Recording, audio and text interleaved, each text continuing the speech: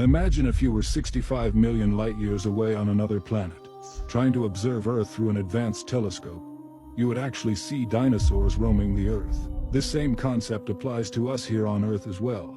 When we look up at the night sky, we are essentially looking at stars and galaxies as they appeared in the past. The reason for this is that the light from these stars has to travel a great distance to reach our eyes, and that takes time.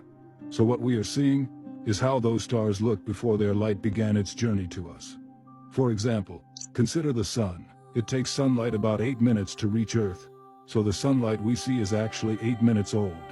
And if you are interested in space and science, then stay connected with us.